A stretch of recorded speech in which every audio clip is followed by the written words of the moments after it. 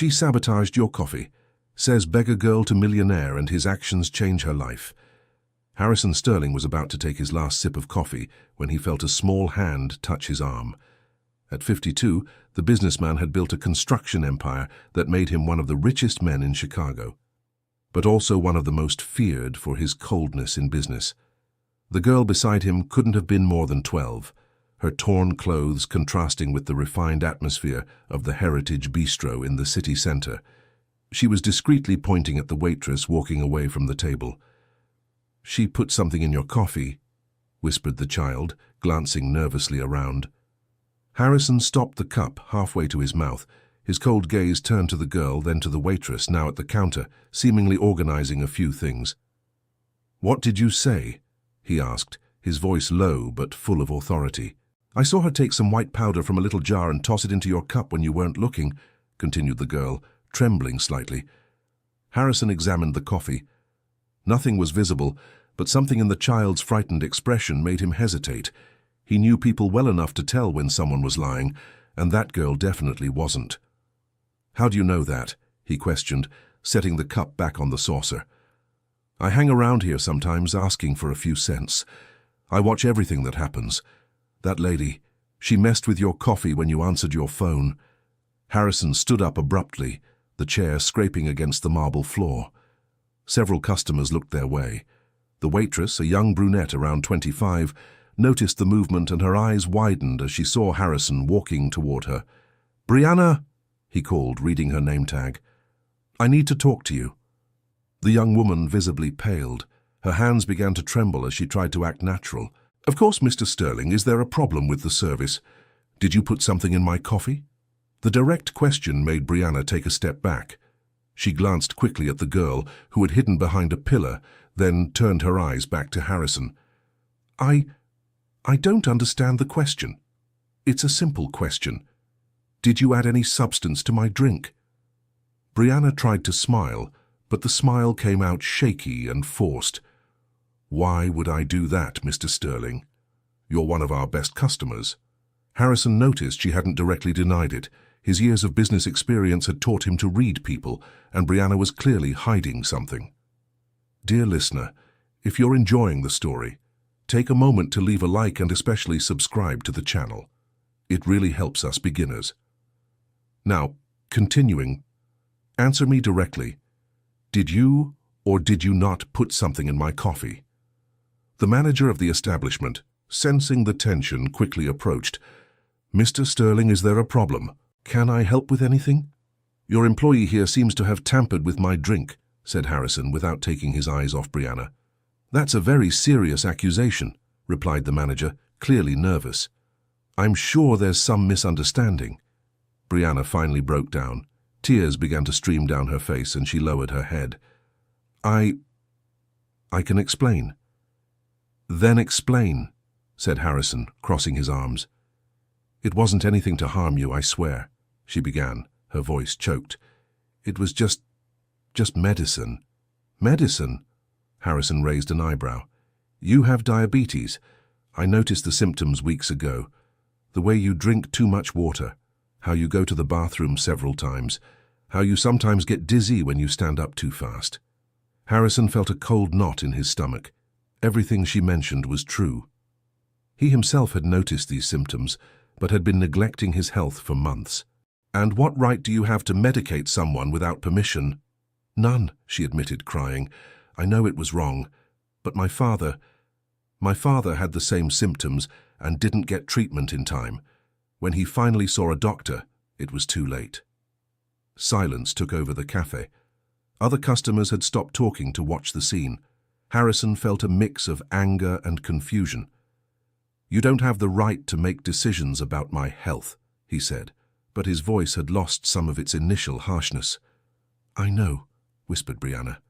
"I know it was wrong, but I couldn't just watch you get worse every day without doing anything." The beggar girl approached again, timidly. "You're not going to call the cops, are you?" she asked, looking at Brianna with concern. Harrison stared at the child, surprised by the question. "Why do you care?" "Bree is a good person. She always gives me food when there's anything left over here. And she takes care of my friends at the shelter too. Shelter. She works here during the day, and at night she goes to the shelter where I stay sometimes. She brings food, helps with homework. If you do something bad to her, who's going to take care of us? Harrison was silent for a few moments, processing the information. The manager was clearly nervous, waiting for his decision. What kind of medicine was it? He finally asked. Brianna wiped her eyes with the back of her hand. Metformin. It's to control blood sugar. My sister is a nurse. She explained how it works. And where did you get the medicine? I bought it with my own money, at the pharmacy nearby. Harrison stared at her in disbelief.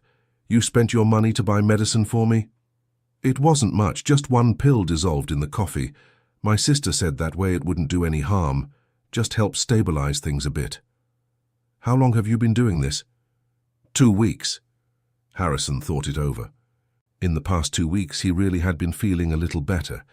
He had chalked it up to sleeping better, but maybe... Why didn't you just tell me I should see a doctor? Brianna laughed without humor. You're Harrison Sterling. I'm a waitress. You barely look at my face when you order your coffee. How was I supposed to have the nerve to give medical advice? The truth of Brianna's words hit Harrison like a punch. He really did treat employees as if they were invisible. He rarely looked into the eyes of anyone he considered beneath him socially. And the girl, how did she get involved in this? Skylar, said Brianna, looking at the child, has been living on the streets for a few months. She saw me put the medicine in your coffee today and got worried. She thought I was trying to poison you. Skylar nodded vigorously. I like Bree, but I thought she had gone crazy. That's why I came to warn you. Harrison looked at the two of them. A waitress who spent her own money to take care of the health of a stranger who barely noticed her, and a street kid who risked her food source to protect someone who would probably shoo her away under other circumstances. Mr. Sterling, the manager interrupted, what would you like us to do? Harrison was silent for a long moment. His entire life he had solved problems with power and money, but this situation was different. There was no obvious villain, just a concerned young woman who had made a well-intentioned mistake. I want to talk to both of you, but not here, he finally said. Brianna, what time do you get off work? At 6. Meet me at 7 at the square in front of Roosevelt Field Mall. Bring Skylar too. Mr. Sterling, the manager tried to say. I'm not firing anyone today, Harrison cut him off. But this conversation isn't over. He turned to leave, but stopped and looked at Brianna one more time. And thank you for caring, even if it was the wrong way. At 7 in the evening, Harrison was sitting on a bench in the square when he saw Brianna approaching. Skylar walked beside her, still wearing the same torn clothes from the morning. Sit down, he said, pointing to the bench. The two sat down, clearly nervous. First, I want to understand the situation better. Brianna, do you really believe I have diabetes? I'm almost sure. My father had exactly the same symptoms, and my sister, who's a nurse, confirmed it when I described them to her. And Skylar, why do you care so much about Brianna? The girl looked at Brianna before answering. She's the only person who treats us like real people. She doesn't just give food, but talks, asks how our day was, helps with schoolwork when we get to go. You go to school? Sometimes. When it's not too cold or when I'm not too hungry to pay attention. Harrison felt a tightness in his chest. He had spent the morning complaining about problems worth millions of dollars, while that child worried about having food and shelter. Brianna, where did you learn about medicine? My sister, Courtney, is in her last year of nursing. She works at Metro City Medical Center and always tells me about cases. When I started noticing your symptoms, sir, I asked her without saying it was about anyone specific. And she suggested you medicate a stranger. No, Brianna said quickly. She would never know about that. I researched online, read about safe dosages. I knew I was doing it wrong, but I couldn't stand watching someone get sick when I knew I could help a little bit. Harrison was silent for a few minutes.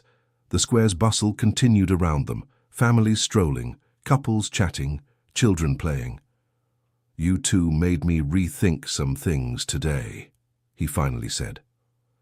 Skylar, you risked losing your source of food to protect me from someone you consider a friend. And Brianna, you spent your own money to take care of someone who doesn't even treat you with respect. Both remained silent. I'm going to see a doctor tomorrow to get checked out. If I really have diabetes, you might have saved my life. Brianna breathed a sigh of relief. But that doesn't make what you did right, Harrison continued. You can't medicate people without permission, even with good intentions. I know, she murmured. It won't happen again. And Skylar, he said, turning to the girl. Where do you sleep? It depends. Sometimes at the shelter, sometimes on the street, sometimes at someone's house who lets me. How old are you? 12. Harrison closed his eyes for a moment. 12 years old, the same age as his niece, who complained when the Wi-Fi was slow. Brianna, you said you work at the shelter at night? Not officially. I just go there to help when I can. I take leftover food from the bistro, help with homework, stuff like that. What kind of help do they need most? Everything. Food, clothes, school supplies, but mostly attention. A lot of those kids have never had anyone who truly cared about them. Harrison nodded slowly. I have a proposal for you both. Skylar and Brianna exchanged glances. Skylar, how would you like to have a permanent place to sleep, guaranteed meals, and be able to go to school every day? The girl's eyes widened. What do you mean?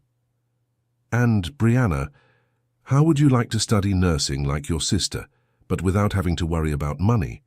Mr. Sterling, I don't understand. I want to help you, but the right way, not as charity. Dear listener, if you're enjoying the story, feel free to leave a like and especially subscribe to the channel. It really helps us beginners. Now continuing. Harrison stood up and began walking slowly through the square, the two following alongside. I run a large company with many employees. But today I realized I don't know anything about the people who work for me. You two showed me that there are genuinely good people in the world, and I want to be part of that. But what do you want in return? Asked Luciana, suspicious. I want you to teach me how to be a better person. What do you mean? Skylar, you had the courage to protect me even though you didn't know me. Luciana, you sacrificed yourself to take care of someone who didn't even notice you. I want to learn to have that kind of generosity, that courage. They stopped in front of a lit fountain. Here's what I'll do. Skylar, you're going to live in the service apartment of my building. It's small, but it has everything you need. In return, I want you to go to school every day and tell me what you've learned. Really? The girl could barely believe it. Really? And Luciana, I'll pay for your nursing degree, but I want you to keep working at the bistro. In return, I want you to organize a health program for my employees. A health program? You noticed symptoms in me that I was ignoring myself. I want you to observe my employees, see if anyone needs medical care, organize health talks, things like that. Luciana was speechless for a few moments. Mr. Sterling, that's very generous, but, why are you doing this? Harrison sighed deeply. Because you two made me realize that I've spent 52 years of my life being selfish. I made a lot of money, but I never used it to really help anyone. Today I saw that two people with nothing did more for me than I've ever done for anyone. But we didn't do it out of self-interest, said Skylar. I know, and that's exactly why I want to learn from you. The three of them were silent for a few minutes, listening to the sound of the water from the fountain. There's one condition, said Harrison finally. What? The two asked almost at the same time. You're going to introduce me to the shelter where you work. I want to meet the other kids, better understand how I can help. Are you sure? Asked Luciana. It's not a very fancy place. Luciana, today a 12-year-old girl who lives on the street showed more character than many businessmen I know. Elegance has nothing to do with money. Skylar smiled for the first time since Harrison had met her. Can we go now? She suggested. The folks there should still be awake. Harrison looked at his watch. It was 8 o'clock at night. Let's go. The shelter was in a neighborhood Harrison had never visited. The streets were poorly lit, and many houses needed repairs. When they arrived in front of a 2-story building with peeling paint, Skylar knocked on the door. A woman about 60 years old opened the door. She smiled when she saw Skylar and Luciana, but was surprised by Harrison. Hi, Mrs. Gertrude, said Schuyler. "This is Mr. Harrison. He wants to see the shelter." Gertrude looked Harrison up and down, clearly sizing up his intentions. "Good evening," she said politely, but with a certain coldness. "May I ask the reason for the visit?" "Mrs. Gertrude," intervened Luciana, "Mr. Harrison wants to help. It's a long story, but he's a good person." "Everyone who wants to help says the same thing," replied Gertrude, not hiding her skepticism. Harrison understood the distrust. Probably a lot of people had shown up there with empty promises. "You're right to be suspicious," he said. "I can't prove my intentions with words, but I can start small and let my actions speak for me." Gertrude studied him for a few more seconds, then moved away from the door. "Come in, but respect the house rules." The inside of the shelter was simple but clean. The walls had drawings made by children and some educational posters. In the main room, about 15 children of various ages were sitting on the floor, some doing homework, others playing quietly. "Everyone," Mrs. Gertrude called out, "we have visitors." Several children looked in their direction. Harrison noticed many of them had patched clothes and some were barefoot. "This is Mr. Sterling," Schuyler introduced. "He's nice." A girl about 8 years old shyly approached. "Are you rich?" she asked, eyeing Harrison's expensive suit. "I am," he answered honestly. "So why are you here?" The direct question caught Harrison off guard. He crouched down to the girl's eye level. "Because I want to learn how to be a better person. And you all can teach me." "How are we going to teach you? We can barely read." "You know things way more important than reading. You know how to take care of each other, how to share when you have little, how to be brave even when you're scared." The girl smiled. "What's your name?" Harrison asked. "Sarah Jane." "Nice to meet you, Sarah Jane. Can I sit with you?" She nodded and tugged Harrison by the hand to where the other children were. He sat on the floor, dirtying his expensive suit, but he didn't mind. "What are you all doing?" "Math homework," answered a boy about 10 years old. "But it's really hard." Harrison looked at the notebook. They were basic multiplication problems, but he noticed the boy was using a pencil so small he could barely hold it. "Can I help?" Over the next hour, Harrison helped the children with their lessons. He was impressed by their intelligence, despite the hardships. Many could do complex mental math because they had to handle money on the streets. Brianna sat down next to Mrs. Gertrude. "How are things here, Mrs. Gertrude?" "Tough, as always. We need everything: food, clothes, school supplies, and some of these kids need medical care we can't afford." "What kind of care?" "Little Sarah Jane has vision problems but has never seen an eye doctor. Caleb had an ear infection that wasn't treated properly.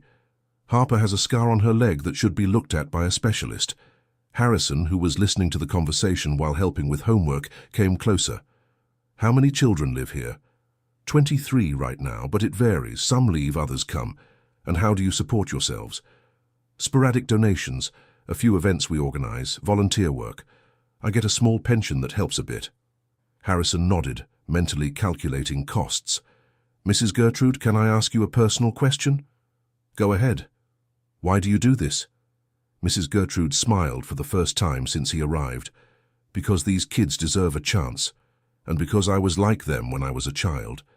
"You lived on the streets?" "I did. My parents passed away when I was 9.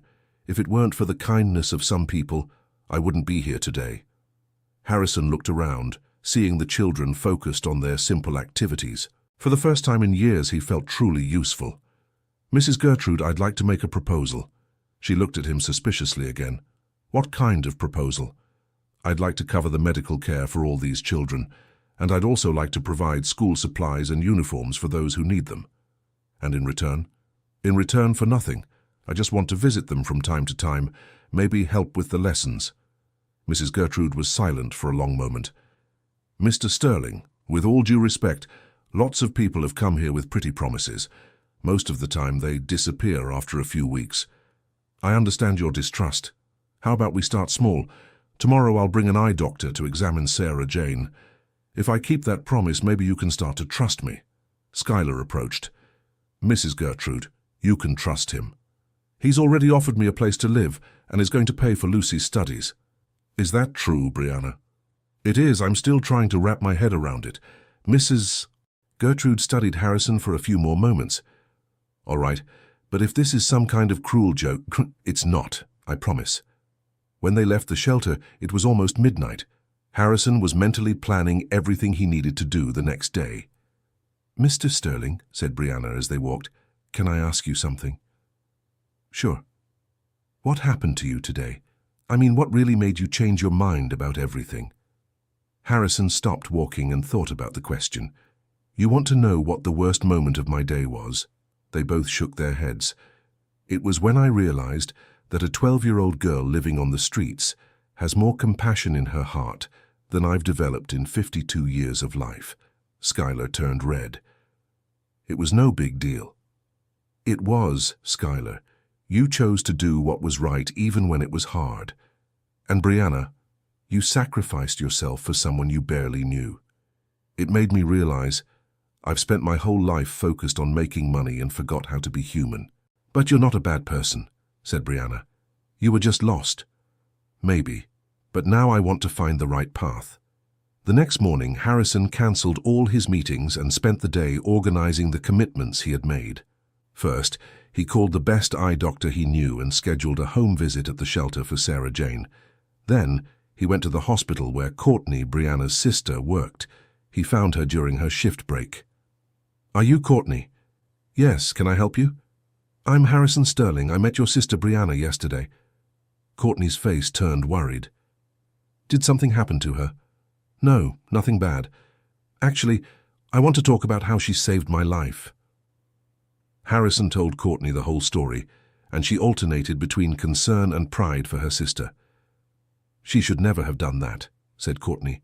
Even with good intentions, medicating someone without knowledge is dangerous.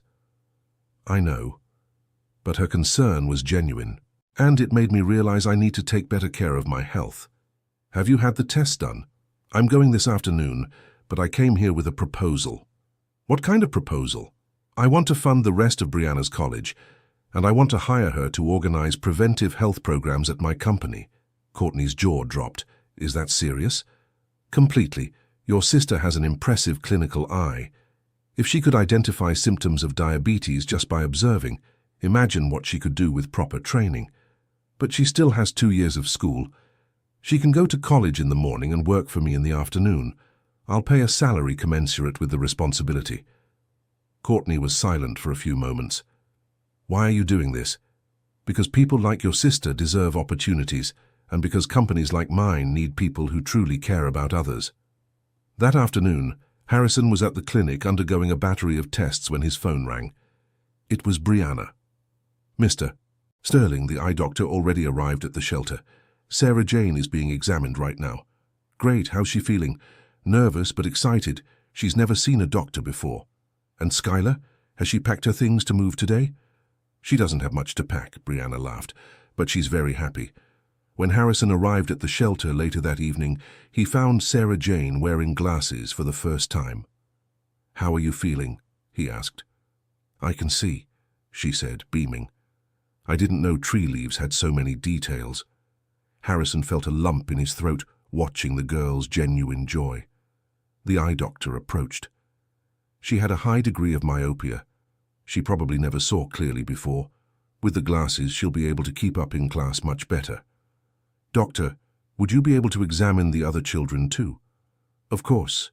I already brought some basic glasses in case anyone else needs them. Over the next 2 hours, the doctor examined every child at the shelter. 5 of them needed glasses, 2 had infections requiring treatment, and 1 needed more detailed medical follow-up. I'll arrange treatment for all of them, Harrison said to Gertrude. Mr. Sterling, she said, tears in her eyes. In 20 years of working with these children, I've never seen anyone fulfill a promise so quickly. This is just the beginning, Mrs. Gertrude. That night, Harrison was in his penthouse apartment, but he couldn't stop thinking about the children at the shelter. For the first time in years, he was certain he was doing something truly important. Skylar was settling into the service apartment a few floors below. It was small, but it had everything she needed. A real bed, a bathroom all to herself, and a small kitchen. Harrison went down to see how she was adjusting. Skylar, can I come in? Of course. She was sitting on the bed, still wearing the same glasses she'd received. The eye doctor had found she needed them too, reading a book. Where did you get the book? I found it on the shelf here. It's about a boy who lived on the streets and became a writer. Are you enjoying it? A lot. I could never read a whole book before because I couldn't see well. Harrison sat down on the chair beside the bed. Skylar, can I ask you how you ended up on the streets? Her smile faded a bit. My mom disappeared when I was 9. I never knew my dad. I stayed with my grandma for a while, but she got sick and couldn't take care of me anymore. And wasn't there anyone else from the family? Not that I knew of. The neighbors took me to the shelter, but I ran away because I wanted to look for my mom. I thought she was going to come back. And now? Do you still believe she'll come back? Skylar looked thoughtful. I don't know. It's been 3 years. If she were alive and wanted to find me, she would have already, right? The question broke Harrison's heart. Skylar, you're not alone anymore. Now you have Brianna, Mrs. Gertrude, the children at the shelter, and you have me too. Why are you doing this for me? Because you showed me that a person can be brave even when they're scared, and because everyone deserves to have someone who cares about them. Skylar smiled. Can I ask you something now? Sure. Do you have a family? Harrison sighed. I have a brother, but we haven't spoken in years, fights over business. He has a daughter, your age, but I almost never see her. Why did you fight? Because I thought money was more important than family. Now I realize how wrong I was. You can call him. I don't know if he'll want to talk to me. You can try. Sometimes people forgive when you really apologize. Harrison smiled. A 12-year-old girl was giving relationship advice to a 52-year-old man, and the advice made perfect sense. The next day, Harrison was at his company when he decided to follow Skylar's advice. He picked up the phone and called his brother, Julian. Harrison? Julian's voice sounded surprised. Hey, Julian, I know it's been a while since we talked. 2 years. Yeah, I'd like to talk to you. In person. About business? No, about family. There was a silence on the other end of the line. Are you okay? Julian asked, concerned. I am. Actually, I'm better than I've been in a long time, but I learned some things I want to share with you. All right, do you want to come over to my place? Madeline will be happy to see you. Madeline? Wow, she must be huge. Last time I saw her, she was 9. She's 14 now, and she still asks about you sometimes. Harrison felt a pang of regret. She had missed out on important years of her niece's life because of silly arguments. Can I go tonight? Of course. Madeline will be thrilled. Dear listener, if you're enjoying the story, feel free to leave a like and especially subscribe to the channel. It really helps us newcomers. Now back to it. That afternoon, Harrison stopped by the mall and picked up some gifts for Madeline. Then he went to the shelter to get Skylar, who had insisted on coming with him. Are you sure you want to come? He asked. I am. You taught me that family matters. I want to be there when you win yours back. Julian's house was in the same neighborhood where Harrison lived, but they had drifted so far apart they could have been neighbors from different cities. When Julian opened the door, Harrison noticed how much his brother had aged. At 48, Julian looked tired. Harrison! Shouted Madeline, running to hug her uncle.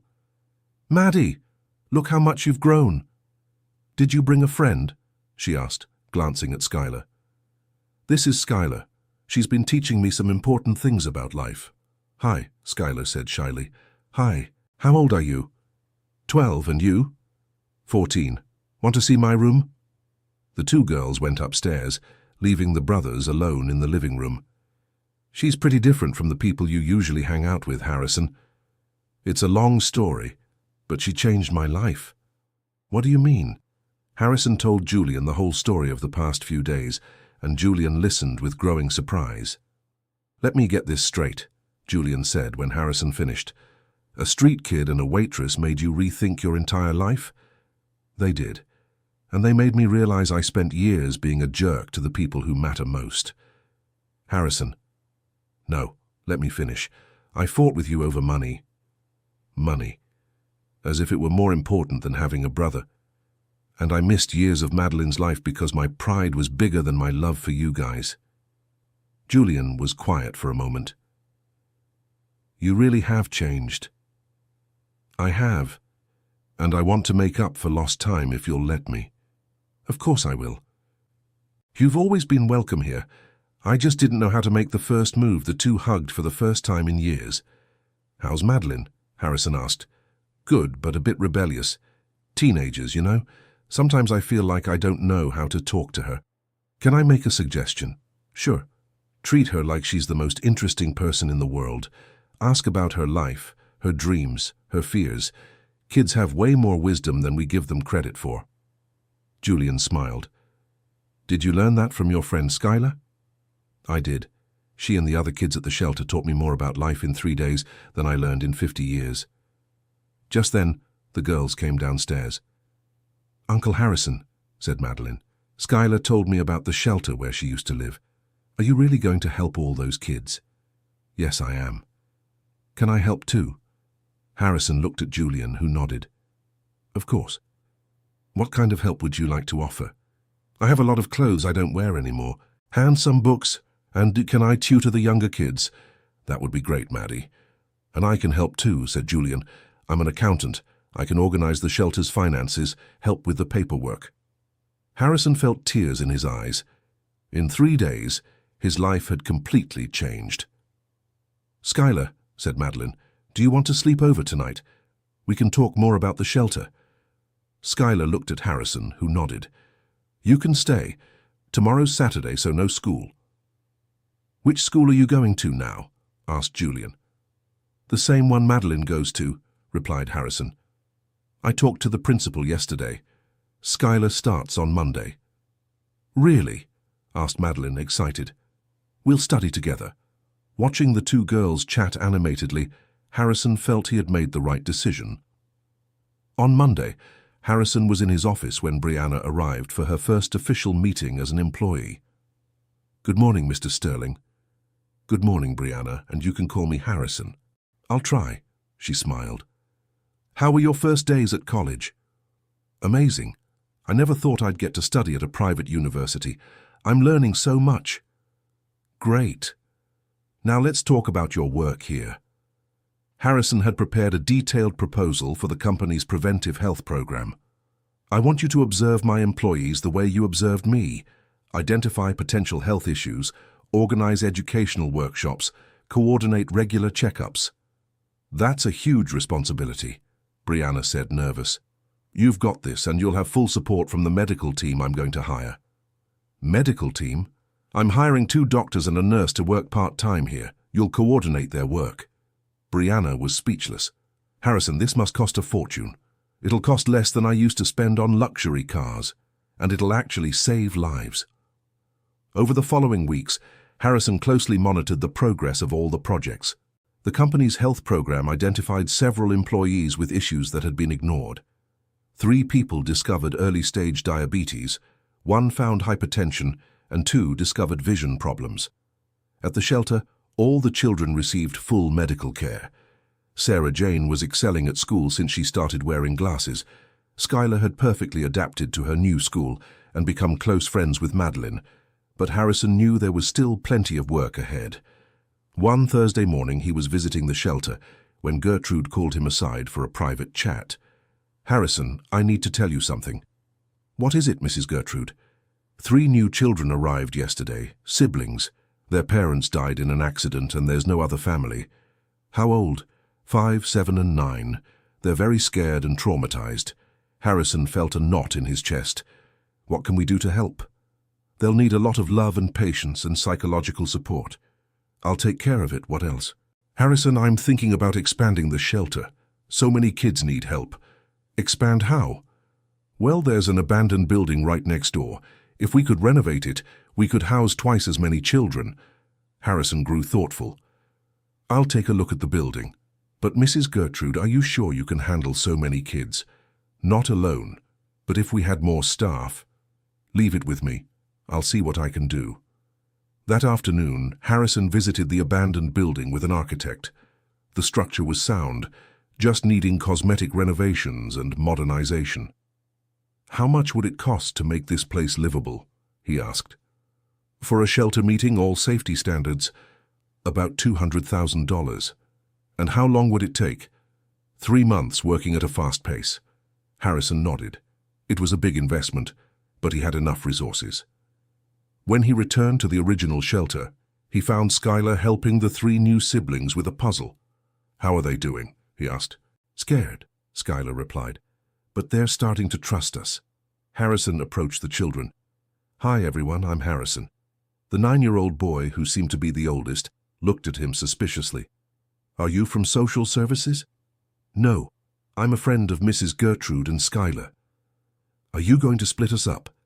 The question broke Harrison's heart. "Never. You'll always stay together. I promise." "My mom used to say adults always promise things they don't keep," said the 7-year-old girl. "Your mom was right about some adults, but there are adults who keep their promises, and I'm one of them." Harrison sat down on the floor with them. "What are your names?" "I'm Wyatt," said the oldest. "This is Harper and this is Toby." "Nice to meet you. You know you'll be just fine here, right? Mrs. Gertrude takes great care of everyone." "Skylar said you're rich," said Harper. "I am."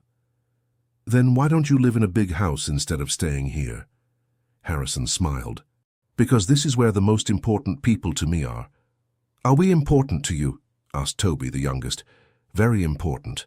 Toby came closer and whispered in Harrison's ear, "Can you be our dad?" Harrison felt tears in his eyes. "I can't be your dad because you already had a very special one, but I can be your friend forever." "Do friends look out for each other?"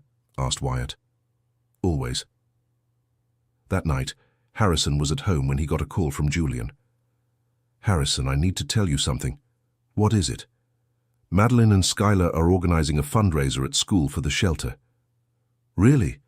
"Really. They gave a presentation to the principal showing the kids' situation. The school is going to hold a charity fair next Saturday." Harrison smiled. "Those girls are amazing. They really are. And Harrison, thank you."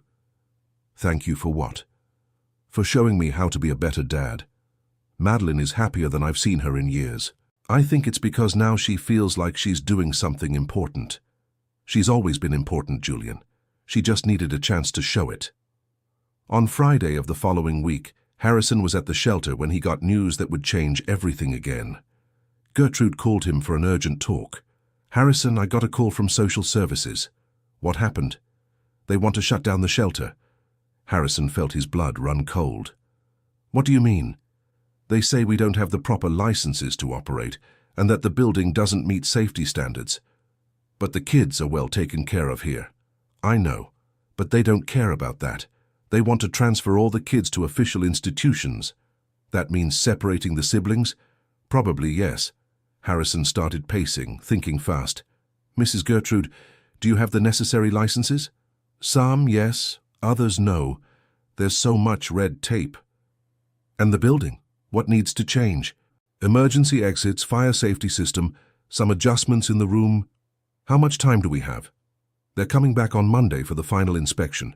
If we're not in compliance, they'll take the kids." Harrison looked out the window and saw the children playing in the yard. Skylar was teaching Sarah Jane how to jump rope. The 3 new siblings were laughing for the first time since they arrived. "I'm not going to let this happen," he said, with determination. "Harrison, it's impossible to get all the licenses and do the necessary renovations in a weekend." "We'll see." Harrison spent the rest of Friday making phone calls. He talked to lawyers, engineers, firefighters, architects. He used every contact he'd built over years of business. On Saturday morning, a team of 20 workers was at the shelter, working on the emergency renovations. At the same time, a team of lawyers was chasing down the pending licenses.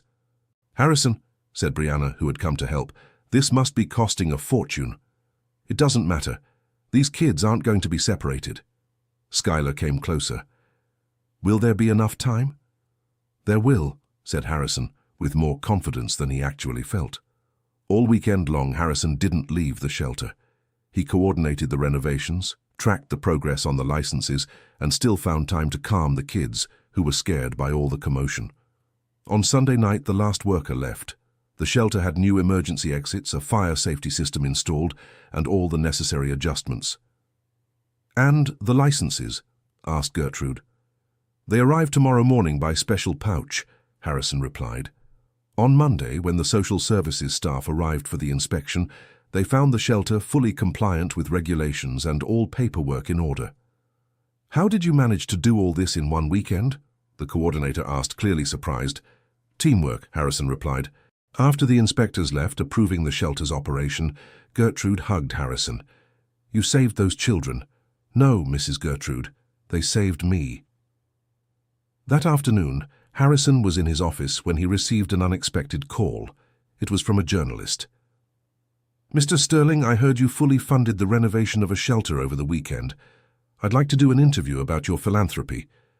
"It wasn't philanthropy," Harrison replied. "It was family taking care of family." "What do you mean?" "Those children taught me the true value of life. Investing in them is investing in my own future." "Could you give more details?" Harrison thought for a moment. "Actually, yes. I want to tell this story, not to promote myself, but to show that everyone can make a difference." The interview was published the following week, with the headline, "How a Street Girl Changed a Millionaire's Life." The response was immense. Harrison started receiving calls from other business people interested in social projects. Some people criticized, saying it was just marketing, but many others were inspired by the story.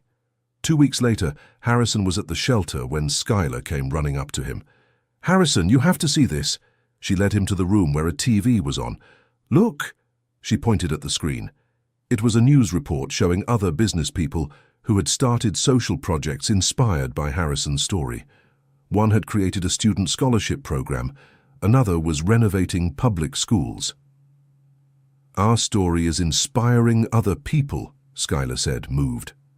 Harrison felt a mix of pride and responsibility.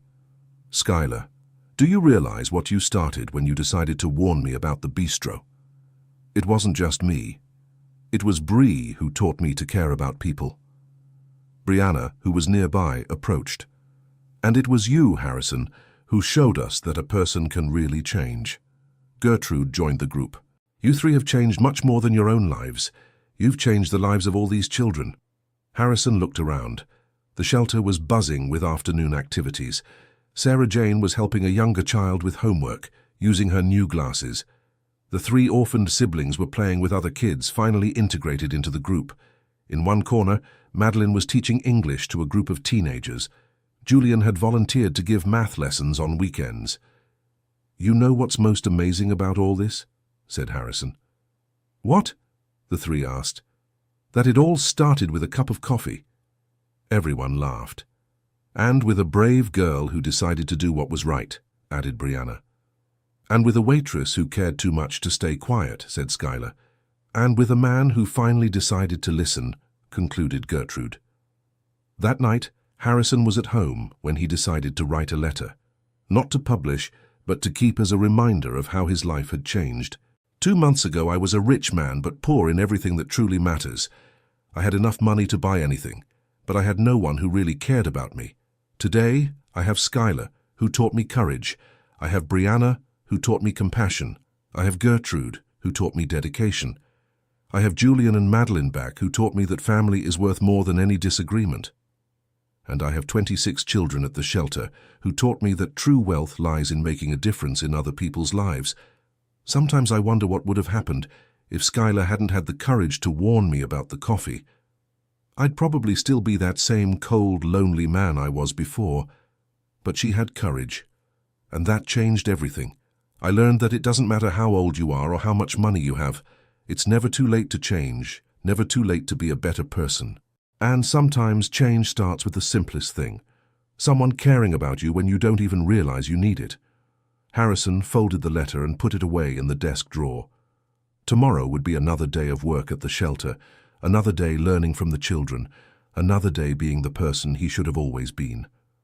6 months later, Harrison was at the inauguration of the new expanded shelter. The building next door had been completely renovated and now housed 50 children. The ceremony was packed. There were employees from his company, families of children who had managed to rebuild their lives, local authorities, and several other business owners who had joined the project.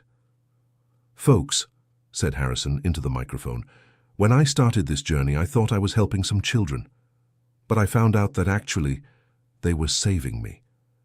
He looked at Skylar, who was in the front row next to Madeline. The two had become best friends and were excelling at school. "Skylar taught me that courage has nothing to do with age or size. It's about doing what's right even when it's hard." Skylar blushed and smiled. "Brianna taught me that caring about others isn't weakness, it's the greatest strength anyone can have." Brianna, who now coordinated health programs at 5 different companies, waved from the audience. "Mrs. Gertrude taught me that true dedication doesn't wait for recognition or reward." Gertrude, who now led a team of 15 employees at the expanded shelter, wiped away a tear. "And all these children taught me that the only wealth that really matters is the difference we make in other people's lives." Harrison paused and looked at the new building behind him. "This place isn't just a shelter. It's a symbol that anyone can change, that anyone can make a difference, that anyone can choose to be better." He turned to the children sitting in the front rows. "You gave me back my humanity. You gave me a true family. You gave me a real purpose." Sarah Jane raised her hand. "Can I say something?" Harrison smiled and handed her the microphone. "Harrison gave us a lot of important things," she said, adjusting her glasses. "He gave us better homes, good food, medicine when we needed it, cool schools." She paused. "But the most important thing he gave us was showing us that we matter, that we're worth something, that we can dream and make those dreams come true." The audience applauded, moved. "And we want to give back," Sarah Jane continued, "so we decided to start the Little Helpers Club." "What do you mean?" asked Harrison. Wyatt, one of the orphaned brothers, stood up. "We're going to visit other shelters to help kids who are still sad like we were. And we'll raise money by doing performances at school," added Harper, his sister. "And we'll teach other kids to read," said Toby, the youngest. Harrison felt tears streaming down his face. "Are you sure you want to do this?" "We are," all the children shouted in unison. Skylar stood up. "Harrison, you always say we taught you important things, but you taught us the most important thing of all." "What's that?" "That when someone helps us grow, our responsibility is to help others grow too." Harrison couldn't hold back his emotions anymore. He stepped off the stage and hugged Skylar. "You've exceeded every expectation I had." "Just like you exceeded ours," she replied. Mrs. Gertrude approached. "Harrison, there's one more surprise." "More?"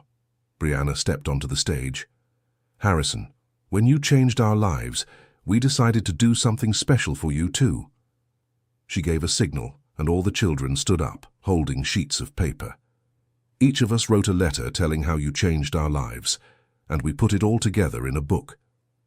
Sarah Jane came forward carrying a hand-bound book. "It's called The Man Who Learned to See," she said, handing the book to Harrison. Harrison opened the book and saw the first page, written in Skylar's careful handwriting. "To Harrison, who taught us that true wealth lies in the love we give and receive. Thank you for teaching us that everyone deserves to be happy." He flipped through a few pages and saw drawings, letters, photos, messages from all the children. "This is the most valuable gift I've ever received," he said, his voice trembling. "Harrison," said Mrs. Gertrude, "there's one more thing." She gave another signal and Julian Sterling came onto the stage with Madeline Sterling. "Harrison," said Julian, "watching you with these kids, I realized you found your true calling." "What do you mean?" "You were born to be a father, to care, to teach, to protect." Harrison looked confused. "Julian, I don't understand." Madeline approached. "Uncle Harrison, we talked to Skylar, to Mrs. Gertrude, to all the lawyers." "About what?" "About adoption," said Skylar, appearing beside him. Harrison felt his legs go weak. "Skylar." "Harrison, do you want to be my official dad?" she asked, tears in her eyes. Harrison looked around. All the people he loved were there, waiting for his answer. The children from the shelter, Brianna, Mrs. Gertrude, Julian, Madeline. "Skylar, are you absolutely sure this is what you want?" "I am. You're already my dad in my heart. Now I want it on paper, too." Harrison knelt down to Skylar's height. Then I accept being your father. Officially. Skylar threw herself into his arms and the entire audience burst into applause and tears. But there's one condition, said Harrison. What? All these children here are going to be our siblings in our hearts, and our home will always be open to anyone who needs it. That's exactly how I wanted it, replied Skylar. Mrs. Gertrude approached them. Harrison, Skylar, are you ready for family life? We are, they answered together. Then I have one more surprise, said Mrs. Gertrude, smiling. Wyatt, Harper and Toby want to be adopted too, and they said they'd like it to be by the same family. Harrison looked at the three siblings, who were waiting nervously. Are you sure? We are, said Wyatt. You promise we'll never be separated. And you kept your word, added Harper. And you treated us like we mattered, finished Toby. Harrison looked at Skylar. What do you think? Ready to have 3 younger siblings? I've always wanted siblings, she replied, beaming. Harrison stood up and spread his arms. Then come here, kids. The 4 of them threw themselves into a group hug while the audience cried and applauded. Everyone, said Harrison, still hugging the kids. I think we need a bigger house. Everyone laughed. Harrison, said Brianna, there's still one more surprise. More? My heart can't take any more emotion. The business owners who were inspired by your story got together and bought a piece of land right next door. They're going to build a village for families who adopt children from shelters. Harrison stood speechless. A village. With houses, a school, a medical center, a recreation area, a place where families like yours can live in community, supporting each other. And it's going to be called Skylar's Village, added Sarah Jane. Skylar started to cry. Because of me? Because of you, confirmed Harrison. It was your courage that started all of this. The sun was setting when the ceremony ended. Harrison was sitting in the shelter's garden watching the children play when Brianna approached. What are you thinking about? I'm thinking that a year ago I was a man who had everything and at the same time had nothing. And now? Now I have a daughter who taught me courage, 3 children who taught me unity, a friend who taught me compassion, an extended family of over 50 children who taught me joy. Brianna smiled. Do you know what the most important day of your life was? I do. It was the day a 12-year-old girl had the courage to warn me that a waitress had put something in my coffee. And do you know what the most important day of my life was? What? It was the day I decided I couldn't stay silent watching someone get sick. And Skylar's? It was the day she decided that doing the right thing was more important than being afraid. Harrison nodded. 3 simple decisions that changed the lives of hundreds of people. Harrison. Are you happy? Harrison looked at Skylar, who was teaching Toby how to ride a bike. He looked at Wyatt and Harper, who were helping Sarah Jane with a school presentation. He looked at all the other children, each following their own path but always connected by the family they had built together. Brianna, for the first time in 53 years of life, I can say that I am completely happy. Why? Because I finally understood that life isn't about what you have. It's about what you give. And it's not about how many people know you. It's about how many people you truly know. Skylar came running up to them. Dad, she called out, testing the new word. Harrison smiled. The word had never sounded so beautiful. What is it, sweetheart?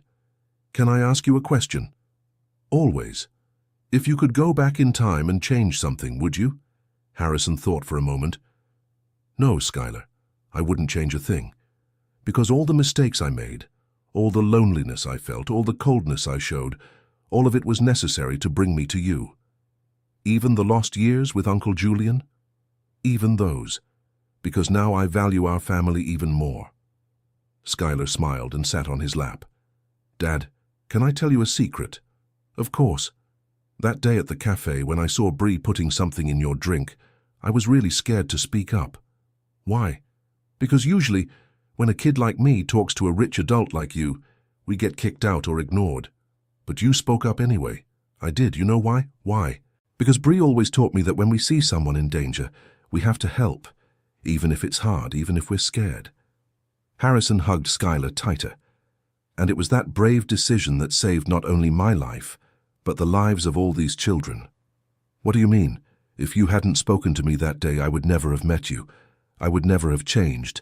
I would never have become the person I am today. Skylar got thoughtful. So you're saying that sometimes doing the right thing, even when it's hard, can change the whole world? Exactly. Dad? I love you. I love you too, sweetheart. At that moment, Harrison understood that he had found the true meaning of life. It wasn't in professional achievements. It wasn't in accumulated money. It wasn't in social recognition. It was right there, in that hug with his daughter, surrounded by the people he loved, knowing that his life had made a real difference in the world. Night fell over the shelter, but it wasn't a night of endings, it was a night of beginnings. The start of a new phase for all of them, united by a family that had been born from love, grown through adversity, and strengthened by generosity. Harrison looked at the stars and smiled. Tomorrow would be a new day to build dreams, to take care of the family, to make a difference in more people's lives. And it all began with a simple cup of coffee and the courage of a girl who decided to do what was right. The end. Now tell us what you thought of the story and where you're following us from. Do you believe that small acts of courage can truly transform lives? Which lessons from Skylar, Brianna, and Harrison touched your heart the most? Share your reflections with us in the comments. Thank you so much for your company. Don't forget to hit like and subscribe to the channel for more emotional stories.